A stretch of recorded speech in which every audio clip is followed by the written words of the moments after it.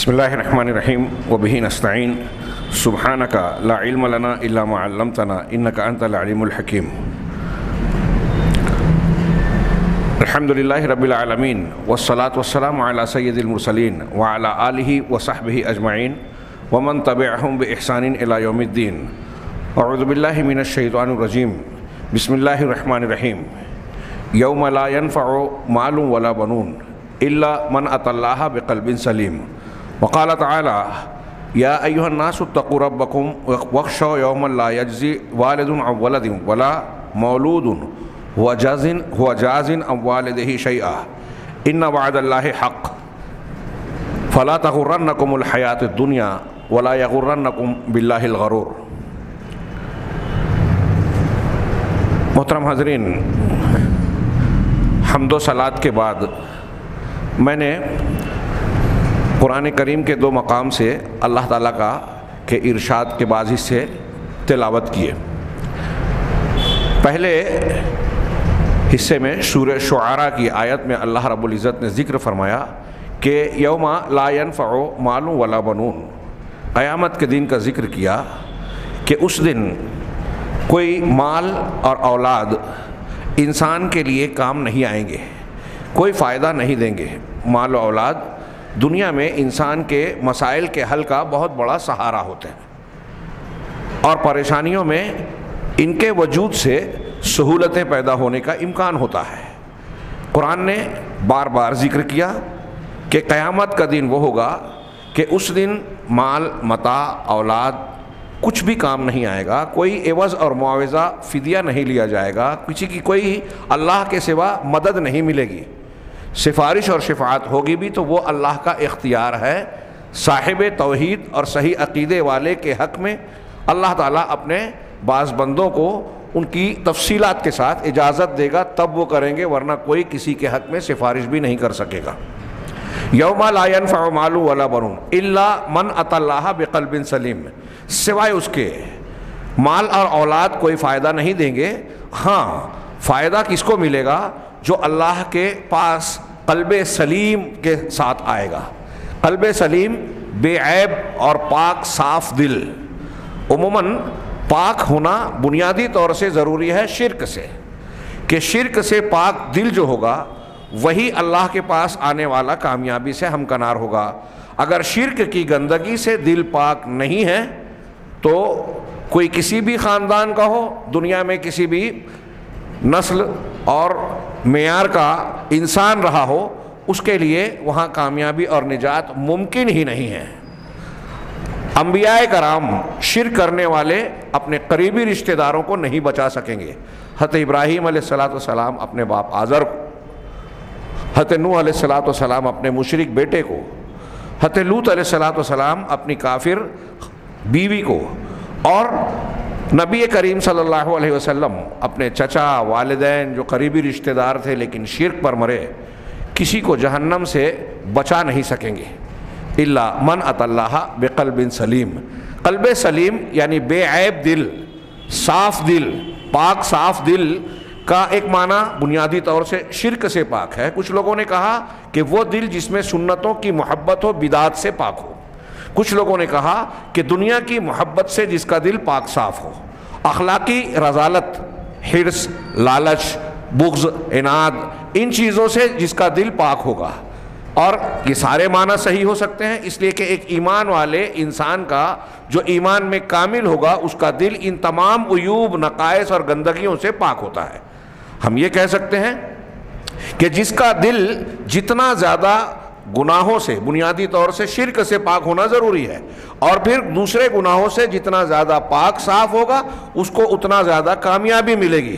ہاں، یہ الذین آمنوا ولم یلبسوا ایمانہم بظلم اولئک لہم الامن، اس کی تفسیر دیکھیے بڑی لمبی چوڑی نہ کرتے ہوئے، کہ جو لوگ ایمان لائے اور اپنے ایمان کے ساتھ ظلم کی آمیزش نہیں کی، ان کے لیے امن ہے، یعنی وہی عذاب سے بچے رہیں گے۔ عام طور سے مفسرین نے کہا کہ آخرت کے عذاب سے، دوسرے معنی لوگوں نے کیا، شیخ ابن عثیمین اور دوسرے مفسرین نے، کہ دنیا کی مصیبتوں اور آخرت میں اللہ تعالیٰ ان کو امن دے گا، تحفظ دے گا، عذاب اور فتنوں سے وہ محفوظ رہیں گے۔ کون؟ جو ظلم اپنے ایمان کے ساتھ ظلم کی آمیزش نہیں کریں گے۔ اللہ کے نبی صلی اللہ علیہ وسلم سے بخاری شریف کی روایت میں یہ تفسیر مروی ہے کہ یہاں ظلم سے مراد بنیادی طور سے شرک ہے، کہ جو شرک سے محفوظ رہے گا اور ایمان میں شرک کی آمیزش نہیں ہوگی اس کے لیے امن ہے، اور یہی لوگ ہدایت یافتہ ہیں، دنیا میں ہدایت یافتہ، آخرت میں امن سے بہرور ہوں گے، عذاب سے محفوظ رہیں گے۔ دوسرے علماء نے حضرت عمر بن خطاب اور دوسرے صحابہ کے قول میں کی تشریح کی بنیاد پر کہا کہ جو لوگ ایمان شرک سے پاک ہوں اور دیگر گناہوں سے بھی جس قدر پاک ہوں گے ان کا عذاب سے محفوظ ہونا اتنا یقینی ہوگا۔ جو جس درجے کا نیک ہوگا اس درجے کا اللہ کے عذاب سے بچنے کا امیدوار ہو جائے گا، اور جس کی توحید جتنی کامل ہوگی، ظاہر سی بات ہے کہ توحید کے مکمل ہونے میں نیکیوں کا سے بھرپور ہونا اور برائیوں سے محفوظ ہونا شامل ہے، تو جس کی توحید جتنی مکمل ہوگی وہ جنت میں اس کا داخلہ اتنا آسان ہوگا، بلکہ جو سب سے اعلیٰ توحید والے ہوں گے وہ بغیر حساب اور بغیر عذاب کے جنت میں جائیں گے۔ یہ آپ پڑھ چکے ہیں، اس تفصیل میں نہ جاتے ہوئے یہاں یہ بیان کرنا چاہتا ہوں کہ نجات کے لیے اللہ تبارک و تعالیٰ کے یہاں کامیابی کے لیے ہمارا دل پاک صاف ہونا چاہیے۔ اور ابھی قرآن کی تلاوت کی گئی اور میں نے بھی اس تلاوت کردہ حصے کا ایک ٹکڑا پڑھا، یا ایھا الذین آمنوا یا ایھا الناس اتقوا ربکم واخشوا یوما، کہ اے لوگو اپنے پروردگار سے ڈرتے رہو۔ تمام لوگوں کو خطاب کیا اللہ نے، مسلمان ہو غیر مسلم سب، اے دنیا کے سارے لوگوں اللہ سے ڈرو، تقوی اختیار کرو، واخشوا یوما، اور اس دن سے ڈرو جس دن لا یجزی والد عن ولدہ شیئا، کہ باپ بیٹے کے کچھ کام نہیں آئے گا اور نہ ہی کوئی بیٹا اپنے والد کے کچھ کام آئے گا، ولا مولود هو جازی عن والدہ شیئا، بیٹا بھی دنیا میں باپ بیٹا ایک دوسرے کے لیے چاہے غلط ہی کیوں نہ ہو سہارا بن جاتے ہیں، لیکن قیامت کا دن ایسا ہولناک ہوگا، انصاف کا اور جزا کا ایسا دن ہوگا کہ قریب سے قریب تر رشتہ دار بھی ایک دوسرے کے کام نہیں آئیں گے۔ چنانچہ اللہ نے کہا کہ آگے کہا کہ یہ اللہ تبارک و تعالیٰ کا یہ وعدہ حق ہے، سچ ہے، ہو کر رہے گا، اور آگے کہا فلا تغرنکم الحیات الدنیا ولا یغرنکم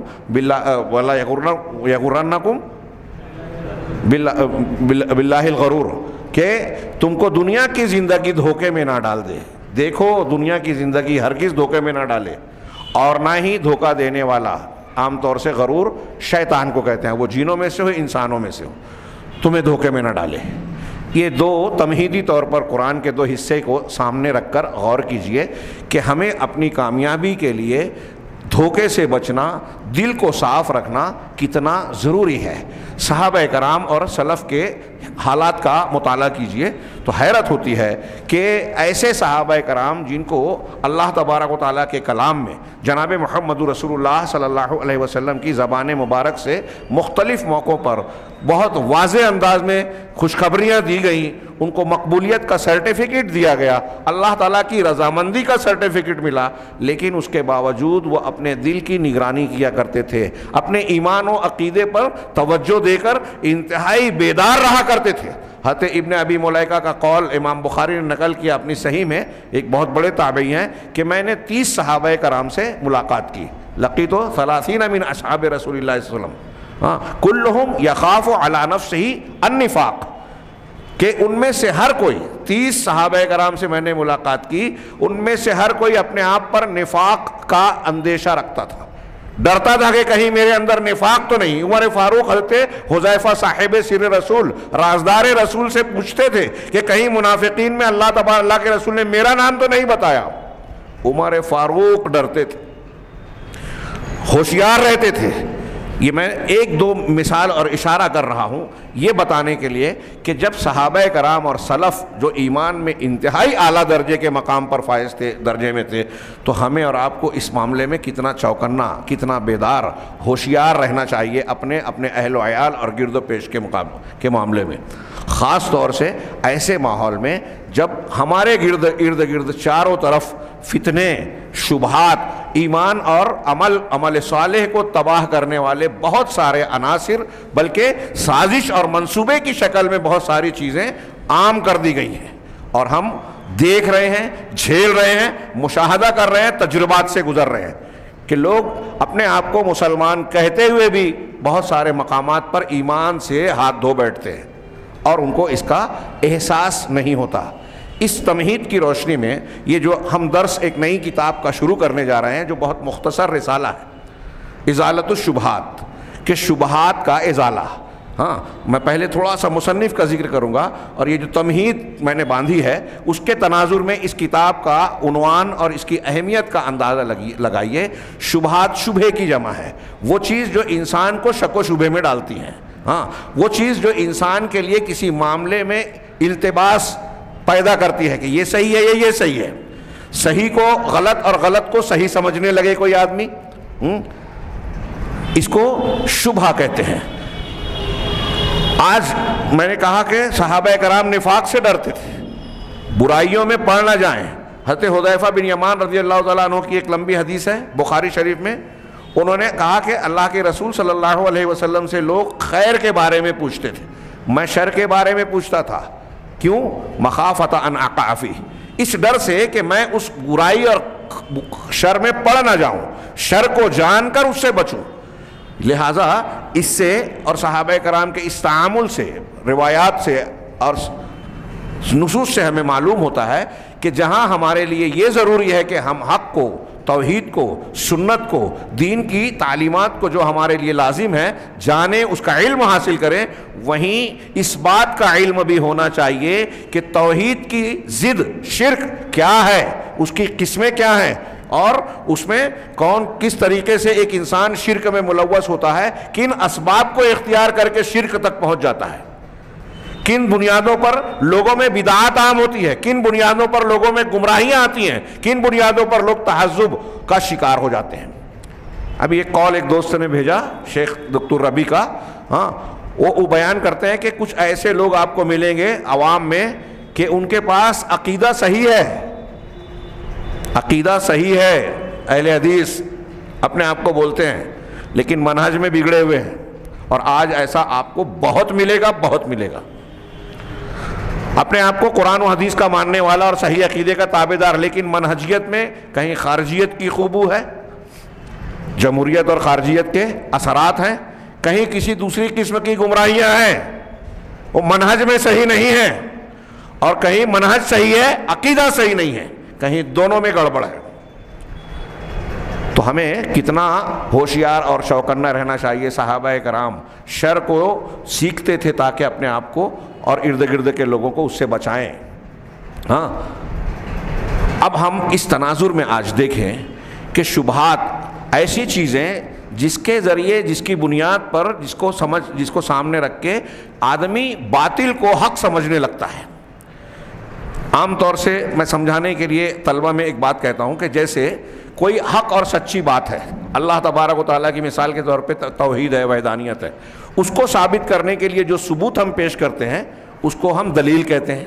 ثبوت، دلیل ایک ہی چیز ہے کہ یہ دلائل ہے، اللہ کی توحید کی دلیل ہے، رسول صلی اللہ علیہ وسلم کی رسالت کی دلیل ہے، ہاں، فلاں چیز کے فرض ہونے کی دلیل ہے، نماز کے فرض ہونے کی یہ دلیل ہے، قرآن میں ہے، سود کے حرام ہونے کی دلیل ہے، قرآن میں اللہ نے فرمایا وَأَحَلَّ اللَّهُ الْبَيْعَ وَحَرَّمَ الرِّبَا، تو حرم الربا سے ظاہر ہے یہ دلیل ہے اس بات کی اللہ کا کلام کہ سود حرام ہے۔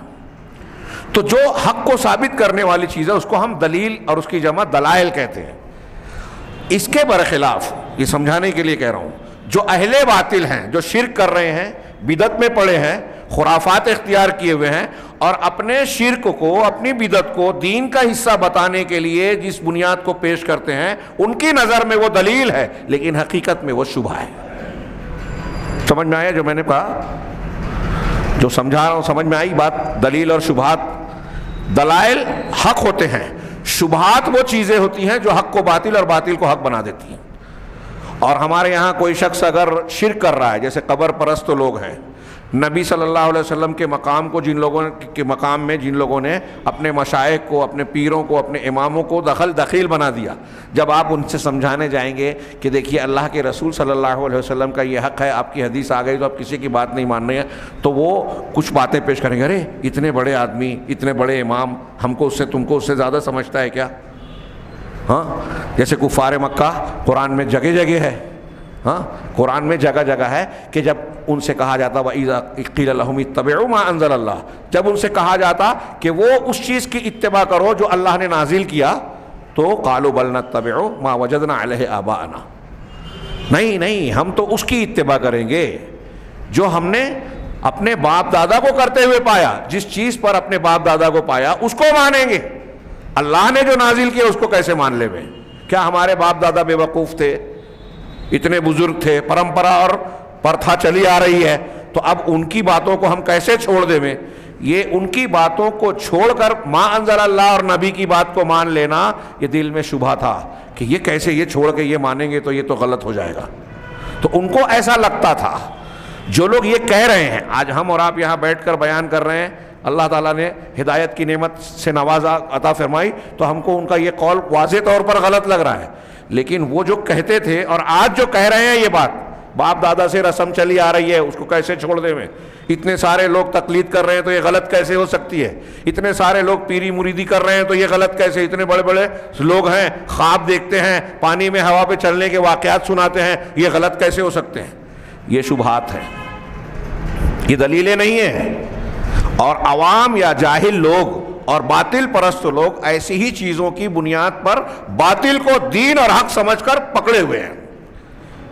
اچھی طرح سمجھیے، شبہات یہ ہیں جن کی بنیاد پر ایمان بگڑ جاتا ہے۔ آدمی شرک کو برا سمجھ رہا ہے۔ ابھی دیکھیے جتنے بھی مسلمان اپنے آپ کو کہنے والے ہیں، کسی سے آپ کہیے کہ شرک کیا ہے اور شرک کتنا بڑا گناہ ہے، کوئی کہے گا کہ میں شرک کرنا پسند کرتا ہوں۔ سبھی شرک سے نفرت کا مظاہرہ کریں گے، اظہار کریں گے، لیکن آپ ان کے قول میں، عقیدے میں، عمل میں بتائیں گے کہ یہ کام آپ کا شرک ہے تو فوراً کہیں گے نہیں ہم شرک نہیں کرتے۔ یہاں تک کہ جو قبروں کو سجدہ کر رہے ہیں، نظر و نیاز کر رہے ہیں، طواف کر رہے ہیں، کھلا شرک کر رہے ہیں، جب آپ ان سے بھی کہو گے تو وہ کہیں گے کہ ہم ان کو اللہ تھوڑی مانتے ہیں، ان کو ہم اللہ کے برابر نہیں مانتے، ان کو اللہ کے درمیان واسطہ۔ وہی دلیل جو کفار مکہ دیا کرتے تھے، وہی بات جو قوم نوح میں تھی، وہ بھی اپنے بتوں کو اللہ نہیں مانتے تھے، وسیلہ مانتے تھے، اور یہ اللہ کا سے ہم کو قریب کر دیں گے، قرآن نے نقل کیا۔ تو قوم نوح اور قوم کفار مکہ کا جو عقیدہ تھا، آج ہمارے یہاں کچھ لوگ قرآن سے اس کو ثابت کرنے کی کوشش کرتے ہیں کہ دیکھو یہ دین ہے۔ کتنے افسوس کی بات ہے، لیکن یہ افسوس کی بات کہاں سے آئی؟ شبہات کی وجہ سے۔ ایسے شبہات جو ہمارے عقیدے میں، توحید میں شرک اور کفر کی ملاوٹ کر دیتے ہیں اور آدمی کو پتہ بھی نہیں چلتا، یہ کتنے خطرناک ہے سوچئے۔ اور آج ایمان اور اسلام کا دعویٰ کرنے والے، مسلمان کہلانے والے بہت بڑے طبقوں میں، بہت سے مسلک کے ماننے والے لوگوں میں ایسے شبہات عام ہیں۔ ہاں، وسیلہ، شفاعت، اس کو جائز کو، جو جائز ہے شریعت میں جس کی اجازت ہے، اس کو بنیاد بنا کر جو ناجائز ہے اس کو ثابت کرنے کی کوشش کی جاتی ہے۔ نتیجے میں مسلمان بھی کہہ رہے ہیں اپنے آپ کو اللہ تبارک و تعالیٰ کا ماننے والا، قرآن و حدیث کا ماننے والا، رسول سے محبت کرنے والا، لیکن ان سب کے باوجود ان چیزوں کا ارتکاب کرتے ہیں جس کو اللہ نے، رسول نے منع کیا۔ کیوں؟ شبہات کی وجہ سے۔ تو میں یہ عرض کرنا چاہتا ہوں، آج ہم جو اس نئے کتابچے کا آغاز کر رہے ہیں، کتنی اہمیت کی حامل چیز ہے، ہاں، کہ شبہات جو ہیں جس کی وجہ سے ایک آدمی غلط عقیدے میں باطل کو حق اور حق کو باطل سمجھنے لگتا ہے، اس کا ازالہ، کشف الشبہات یہ کتابچے کا نام ہے۔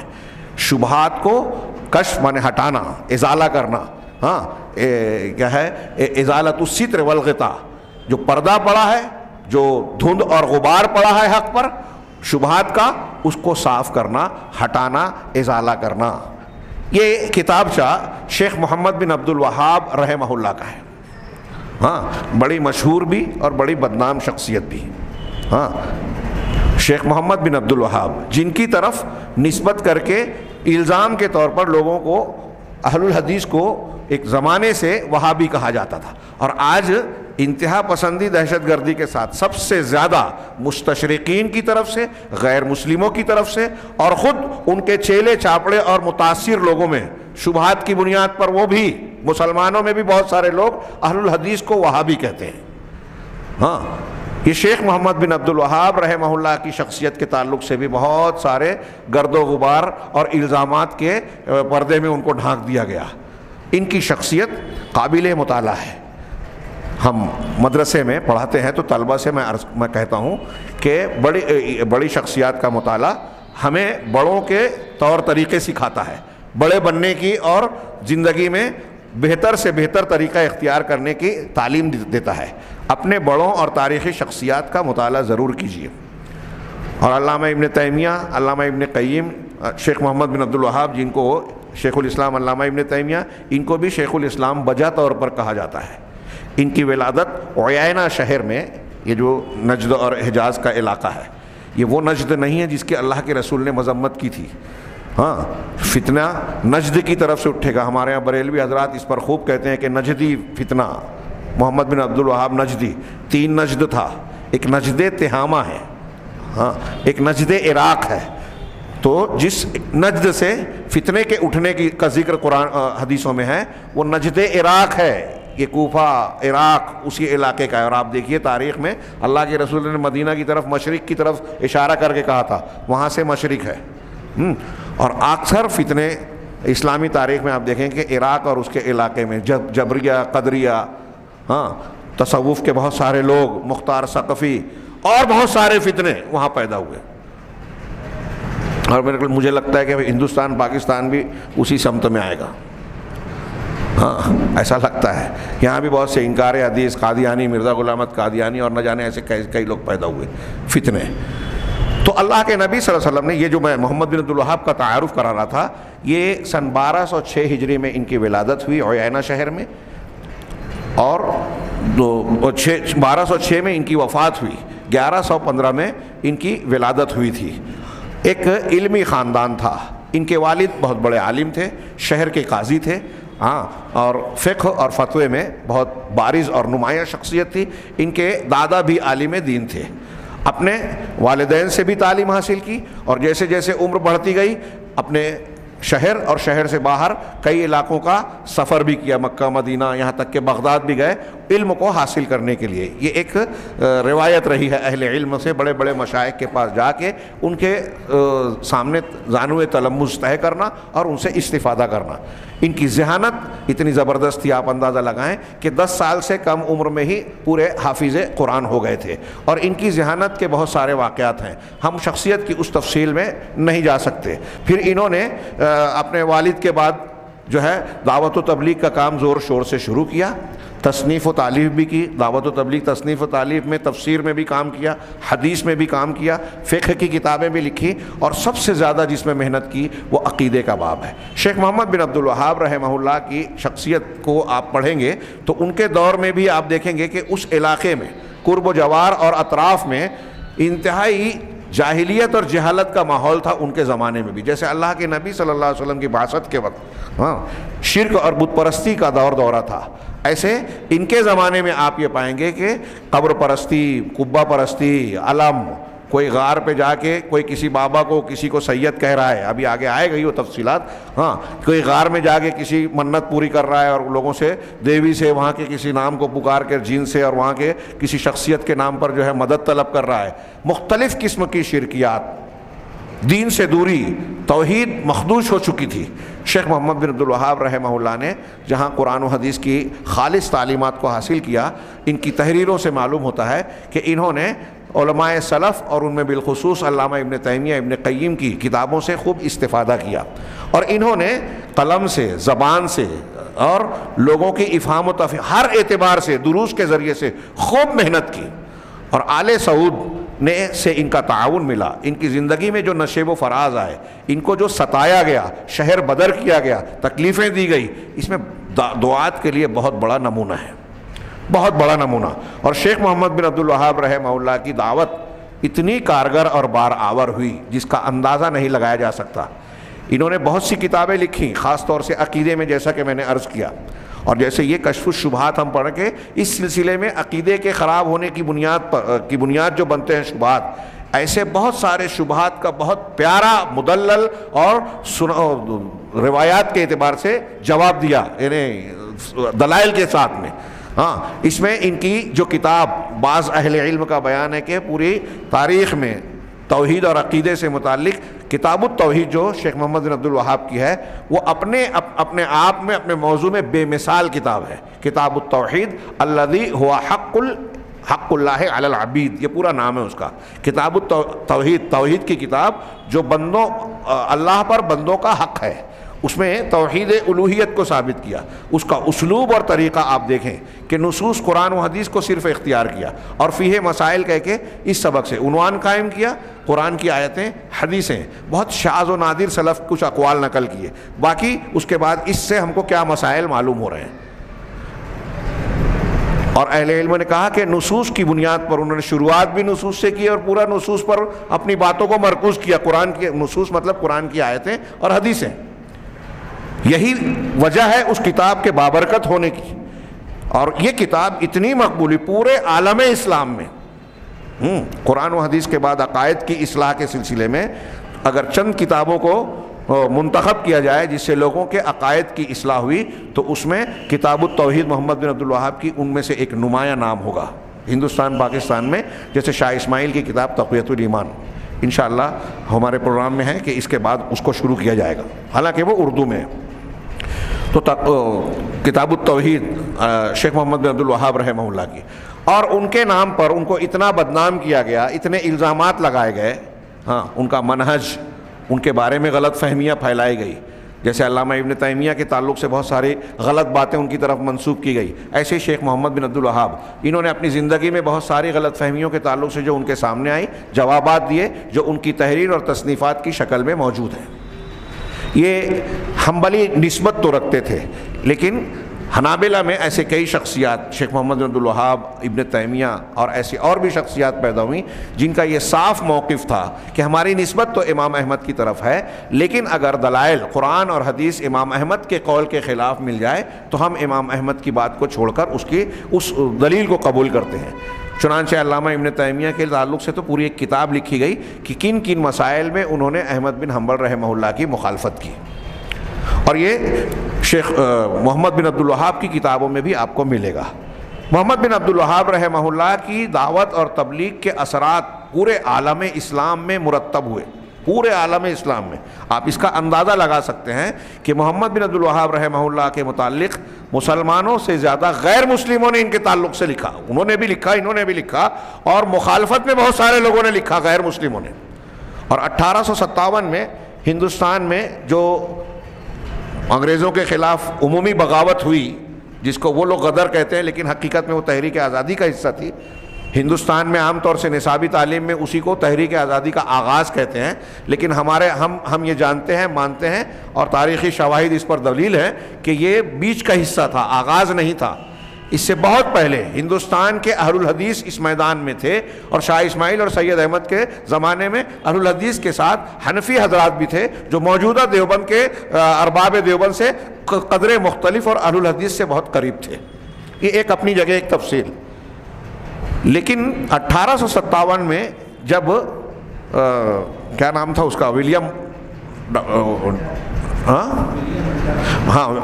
ہنٹر سے انگریزی حکومت نے کہا کہ اسباب بغاوت کا پتہ لگایا جائے، تو اس نے جو اپنی رپورٹ پیش کی اس میں کہا کہ ہمیں ہندوستان میں اپنی حکومت، ہمارے انگریزی سامراج کو خطرہ ہے تو وہابیوں سے خطرہ ہے.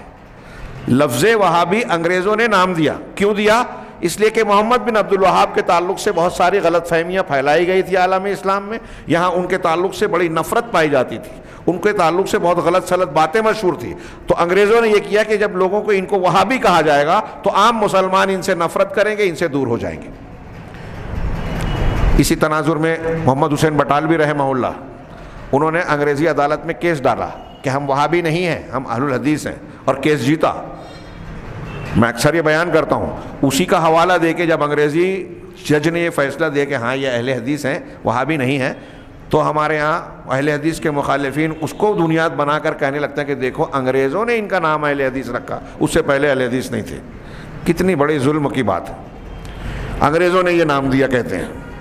انگریزوں نے وہابی دیا تھا اور ہم نے مقدمہ لڑا تھا. اور جو شیخ محمد حسین بٹالوی نے یہ مقدمہ لڑا تھا اس کی وجہ یہ تھی کہ جب ولیم ہنٹر کی رپورٹ آئی تو اس کے بعد پورے ملک میں اہل حدیثوں کی پکڑ دھکڑ, قتل و غارت گری, سزائیں, پھانسی پہ چڑھانا, کالے پانی کی سزا دینا, یہ بالکل کامن ہو گیا. ڈاکٹر تارا چند ایک غیر مسلم مورخ لکھتا ہے کہ پورے ہندوستان میں 5 لاکھ وہابیوں کو قتل کیا گیا. 5 لاکھ صرف بنگال میں, غیر منقسم صرف بنگال میں 1 لاکھ اہل حدیثوں کو مارا گیا. تو عرض یہ کرنا ہے, مولانا ابو الحسن علی میاں ندوی رحمہ اللہ, مولانا ابوالکلام آزاد رحمہ اللہ اور ایسے بڑے بڑے علماء, ان کی تحریروں میں آپ پائیں گے کہ انگریزوں نے جو مجاہدین آزادی اہل الحدیث کو وہابی کہا تو یہ نفرت دلانے کے لیے, اور اتنا مشہور کیا گیا کہ وہابی اور باغی یہ دونوں مترادف مانا جانے لگا. یعنی وہابی کسی کو کہے مطلب باغی. ہاں, جیسے آج کل غیر مولانا طور پہ چلتا ہے نا, اگر کوئی لیڈر یہ بیان دیتا ہے کہ فلاں واقعہ ہوا, اس میں لگتا ہے کہ دہشت گردی ہے, تو یہ لفظ استعمال ہوا تو اس کا مطلب میڈیا کے لوگوں کو, گورنمنٹ کے لوگوں کو, پولیس والوں کو یہ میسج دیا جا رہا ہے کہ مسلمانوں کو پکڑو, ان پہ الزام ڈالو. اتنا عام کر دیا گیا ہے. یہ باطل کی طرف سے عام بات ہے کہ اہل حق اور صحیح دین کی دعوت دینے والوں کو الزامات کے پردے میں ڈھانکنے کی بھرپور کوشش کرتے ہیں. ظاہر سی بات ہے کہ اگر کوئی یہ کہے گا کہ یہ بہت اچھے ہیں, ان کی دعوت خالص ہے, تو لوگ ان کی طرف پیچھے چلنے لگیں گے نا. تو لوگوں کو ان کے پیچھے چلنے سے روکنے کے لیے جھوٹ بول کر ان کی دعوت کی سچائیوں اور اچھائیوں کو جھوٹ اور غلط باتوں میں لپیٹ کر اس کو برا بنا کر پیش کیا جاتا ہے. یہ ہمیشہ سے, جب سے حق اور باطل کی جنگ ہے, ہمیشہ سے یہ باطل کا طریقہ رہا ہے. لیکن اس کے باوجود, تھوڑی بات میری لمبی ہو گئی, اصل کتاب پر آنے سے پہلے وقت ختم ہو رہا ہے. میں اس سے پہلے یہ کہہ رہا ہوں کہ لیکن یہ سارے معاملے میں اگر آپ غور کریں, شیخ محمد بن عبد الوہاب رحمہ اللہ کی دعوت کا نتیجہ اور اس کا حاصل, ان کے الزامات, ان کے تعلق سے نسبت جو کی گئی ہے بہت سارے واقعات اور معاملات کی, اس کا موقع نہیں ہے کہ میں اس کو پیش کروں اور گفتگو کروں. میں کہوں گا کہ ان کے تعلق سے ضرور 2-1 کتابوں کا مطالعہ کیا جائے. اب تو کافی کچھ مواد آ چکا ہے, ہاں کافی کچھ ان کی خدمات لی. لیکن میں آج یہ کہنا چاہتا ہوں کہ مملکت سعودی عربیہ دنیا میں جتنے مسلمان دشمن عناصر ہیں, ہاں جتنے مسلم دشمن عناصر ہیں, سب کو سب سے زیادہ کھٹکتا ہے سعودی عرب. اور جو مسلم دشمنوں کو کھٹکتا ہے وہ بہت سارے مسلمانوں کو بھی, اسلام پسندوں کو بھی کھٹکتا ہے. تو بتائیے کہ ان کا تال میل کن سے ملتا ہے؟ جتنے بدعتی ہیں وہ اہل توحید اور اہل سنت اہل الحدیث سے ضرور چڑھتے ہیں پوری تاریخ میں. جیسے روافض نے ہمیشہ مسلمانوں کو نقصان پہنچایا, ایسے اہل بدعت اہل سنت کے ہمیشہ مخالف رہے ہیں. اب کوئی واقعہ, کوئی خبر سعودی کے خلاف آتی ہے اور ہمارے یہاں شور ہنگامہ مچایا جاتا ہے تو وہاں دکھاوا وہ خبر کا ہوتا ہے, حقیقت میں وہ چھپا ہوا بغض اور اناد, منہج, مسلک اور عقیدے کا اختلاف ہے. ورنہ وہی بات جو سعودی عرب میں ہوتی ہے اگر وہی ترکی میں ہو, وہی ایران میں ہو, وہی قطر میں ہو تو خاموشی, وہی کچھ نہیں بولتا.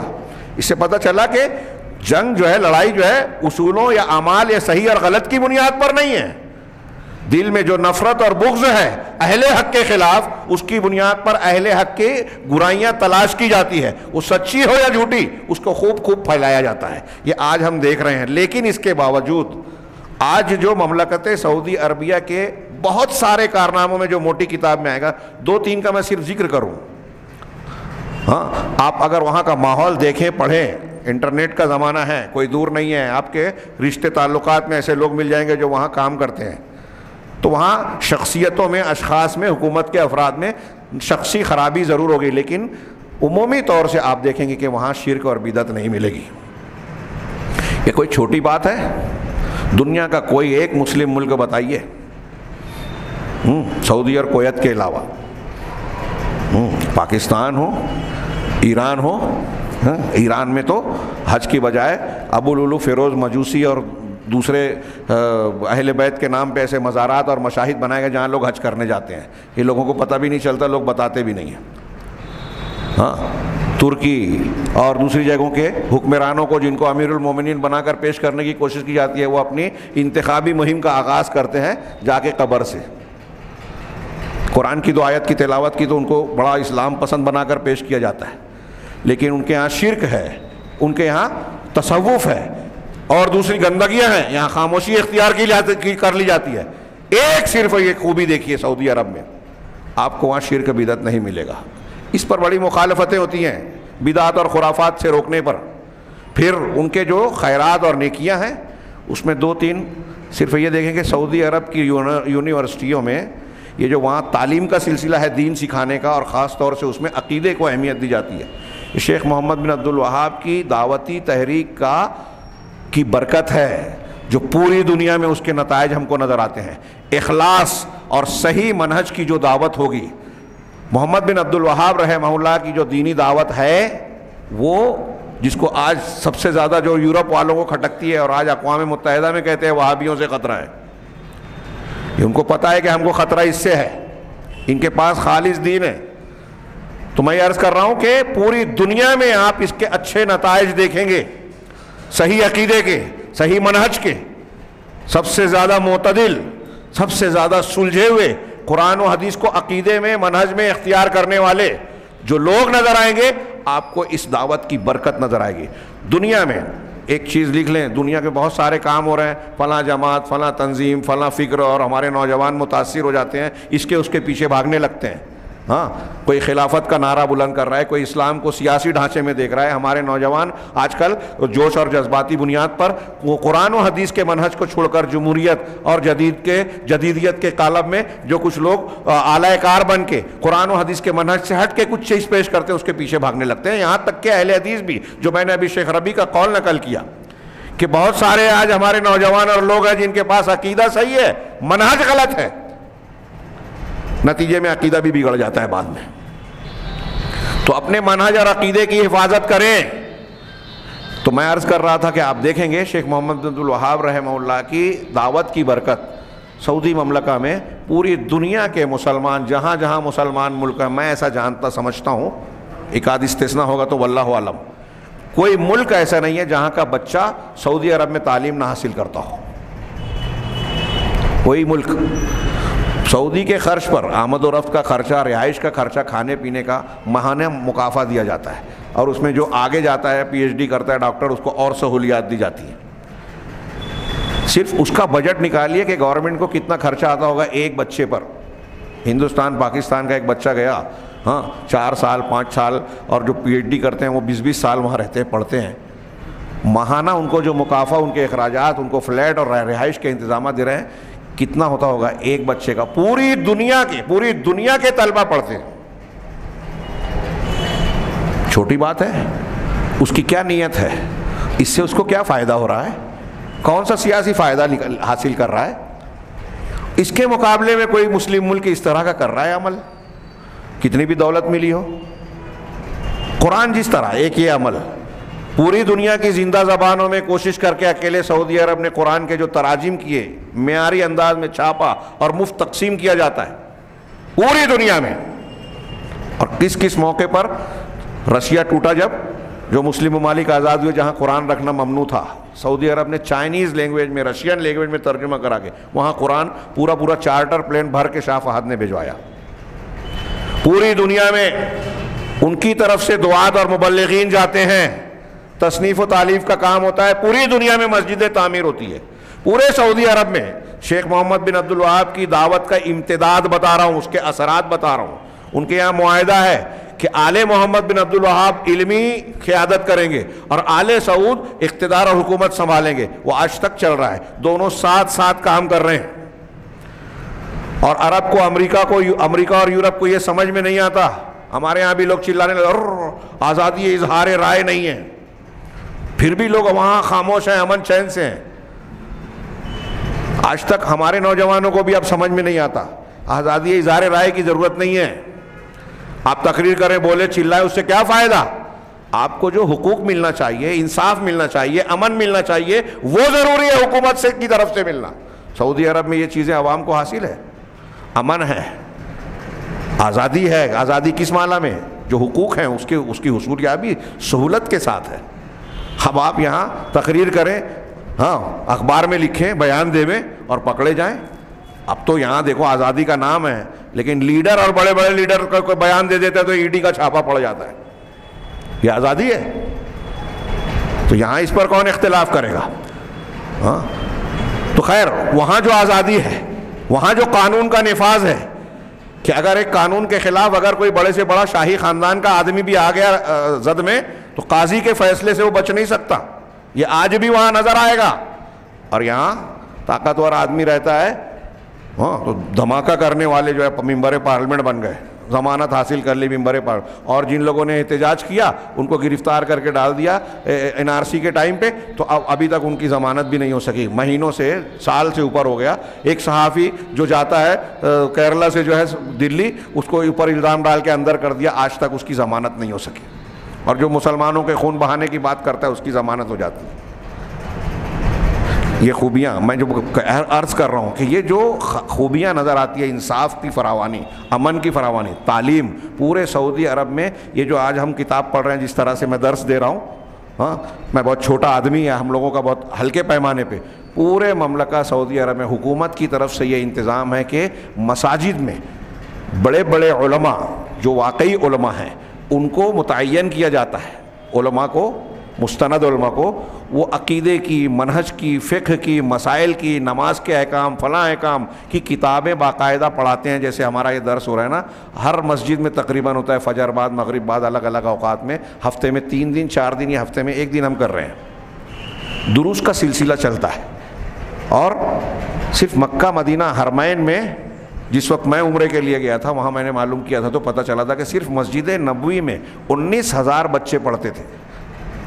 مسجد نبوی میں 19,000 بچے جو الگ الگ موقعوں پر اکٹھا ہوتے تھے، الگ الگ اساتذہ کے پاس. اس میں حفظ قرآن، تجوید قرآن، قرآن کی تصحیح، اس کے علاوہ عقائد، منہج کے الگ الگ جو دروس ہوتے ہیں اور حلقے ہوتے ہیں، سب الگ الگ ہیں. حرمین میں یہ انتظام کیا جاتا ہے، بڑے بڑے علماء کو سال بھر مغرب بعد وہ متعین ہے کہ لوگوں کے سوال کا درس دیتے ہیں اور لوگوں کے سوال کا جواب دیتے ہیں. یہ دین کے سیکھنے سکھانے کا حکومتی انتظام ہے. یہ محمد بن عبد الوہاب کی دعوتی کوششوں کا امتداد ہے. خیر، بات کافی طویل ہو گئی. میں 2 جملے کہہ کے کتاب پر آنا چاہتا تھا کہ شیخ محمد بن عبد الوہاب رحمہ اللہ نے علامہ ابن تیمیہ کی طرح عقائد پر زیادہ لکھا بولا. اگر میں اس میں جاؤں تو پھر 10-15 منٹ چلا جائے گا. شیخ الاسلام علامہ ابن تیمیہ سے سوال کیا گیا کہ احکام اور فروع سے زیادہ آپ نے عقائد پر کیوں لکھا؟ تو انہوں نے لمبی چوڑی توجیہ کی بیان کیا، وجہ بتائی اور بتایا کہ یہ دین کی اصل ہے، بنیاد ہے. اور میں نے دیکھا کہ لوگ شیاطین الانس والجن لوگوں کے دین پر جب حملہ کرتے ہیں تو زیادہ تر ایسے شبہات پیش کرتے ہیں جس سے لوگوں کا عقیدہ خراب ہوتا ہے. اب آپ کا عقیدہ اگر بگڑ گیا تو آپ کتنا بھی اچھا عمل کریں پھر کیا فائدہ؟ لہٰذا زیادہ زور عقیدے پہ دینا چاہیے، اور یہ انبیاء کا منہج اور طریقہ ہے. چنانچہ انہوں نے بھی عقائد پر کافی کتابیں لکھی، اور ان کی 2 الگ الگ کتابوں میں شیخ محمد بن عبد الوہاب رحمہ اللہ نے شرک کو صحیح ثابت کرنے کے لیے جو لوگ شبہات پیش کرتے ہیں، استدلالات کرتے ہیں، ان کو بہت اچھے انداز میں وضاحت کے ساتھ جوابات دیے. ہاں، انہی سلسلے میں سے ایک کتاب یہ ہے، ازالہ کشف الشبہات، شبہات کا ازالہ. اس سلسلے میں عقیدے کے بارے میں جو باطل چیزوں کو، شرکیات کو، ناجائز وسیلے کو، بدعت و خرافات کو لوگ دین سمجھ کے گلے لگائے ہوئے ہیں اور اس کو صحیح بتانے کے لیے جو استدلالات پیش کرتے ہیں، ایسے کئی بہت اہم معاملات کو شیخ محمد بن عبد الوہاب رحمہ اللہ نے پیش کر کے ان کا رد کیا ہے. یہ آج میں چاہتا تھا کہ ابتدائی 1-2 صفحات ہو جائیں، لیکن وقت کافی زیادہ ہو گیا. صاحب کتاب اور کتاب کا تعارف، یہ سمجھ لیجئے کہ ہمارا آغاز ہوا، اور انشاءاللہ اس درس میں سلسلہ وار ہم کشف الشبہات کا مطالعہ کریں گے. اور میرے ہاتھ میں سامنے جو کتاب ہے کشف الشبہات، بہت مختصر سا رسالہ، اور پھر اس کی کچھ تشریح ہے زید بن محمد بن ہادی المدخلی. یہ بہت بڑے عالم تھے، انتقال ہو گیا، ماضی قریب کے ہی تھے، اور ان کی میں سمجھتا ہوں کم و بیش 50 یا اس سے زیادہ کتابیں تھیں. بہت بڑے عالم تھے، ان کی شرح ہے یہ. اور شیخ صالح اور دوسرے علماء نے بھی اس کتابچے کی شرح لکھی، اور یہ کتاب بھی عالم اسلام میں، خاص طور سے سعودی عرب میں، ان ترجیحی کتابوں میں شامل ہے جن کا درس عوام کو اور لوگوں کو بار بار دیا جاتا ہے.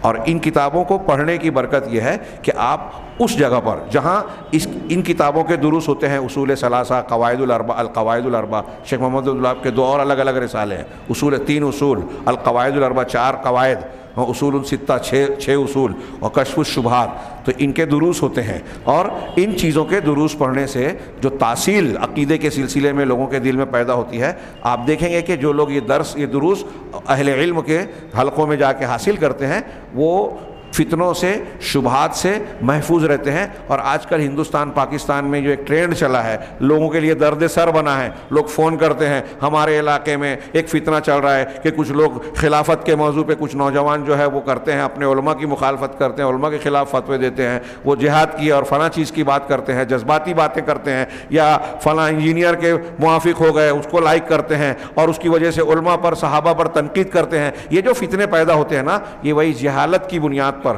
منہج اور عقیدے کی صحیح تعلیم نہ ہونے کی بنیاد پر۔ لہٰذا آج کے درس میں سمجھ لیجئے کہ جو تھوڑی سی تعارفی بات ہوئی، آپ اتنا سمجھیے کہ ہمارے لیے بہت ضروری ہے کہ حق کے معاملے میں جو شبہات ہمارے درمیان پھیلا کر غلط چیزوں کو صحیح بتایا جاتا ہے، اس کو بھی جاننا بہت ضروری ہے، تاکہ ہم اپنے عقیدے کی حفاظت کر سکیں، ایمان کی حفاظت کر سکیں، اور قیامت کے دن بے عیب دل کے ساتھ اللہ کے جناب میں حاضر ہو سکیں۔ یوم لا ینفع مال ولا بنون، اس دن کوئی مال اور اولاد کام نہیں آئیں گے، فائدہ نہیں دیں گے، الا من اتى اللہ بقلب سلیم، سوائے اس شخص کے جو بے عیب صاف ستھرا دل لے کر اللہ کے جناب میں حاضر ہوگا۔ اللہ تعالیٰ سے دعا ہے کہ وہ ہمیں صاحب قلب سلیم بنائے اور اس کی بنیاد پر دنیا اور آخرت میں کامیاب فرمائے۔ وآخر دعوانا ان الحمد للہ رب العالمین، وصلی اللہ علی نبینا محمد۔